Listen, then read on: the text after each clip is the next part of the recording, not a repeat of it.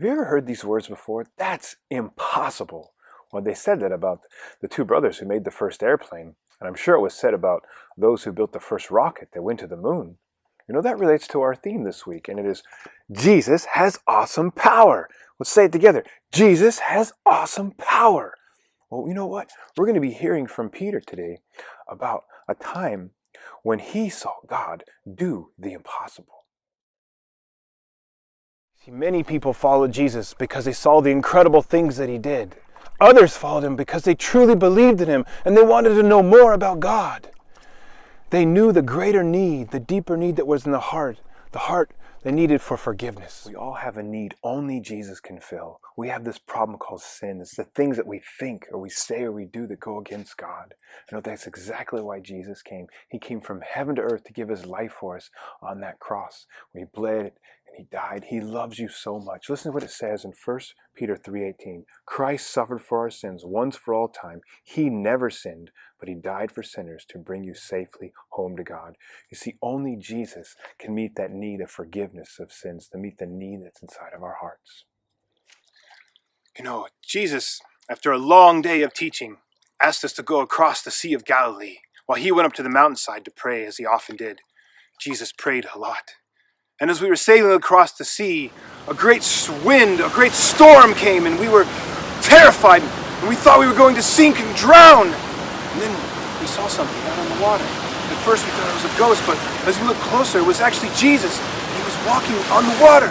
He cried out to us and he said, "Do not be afraid, for it is I." I looked back at him and I said, "Lord, if it is you, ask me to come out to you on the water." And I stepped out of the boat. I couldn't believe it, even though it was happening. I was walking on the water. And then I looked around me and I saw the wind and the waves, and I took my eyes off of Jesus. And I began to sink, and I cried out to him, "Lord, save me!"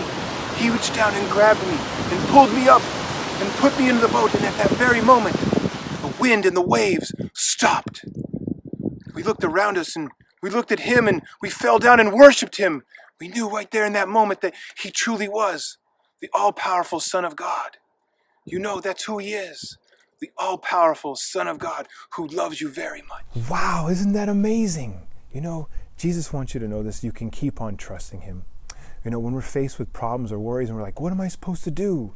They may seem impossible, but we can do exactly what Peter did, and we can cry out to Jesus. Listen to what it says in 1 John 4:4b, the second part. For he who is in you, that's Jesus who is in you, is greater than he that is in the world.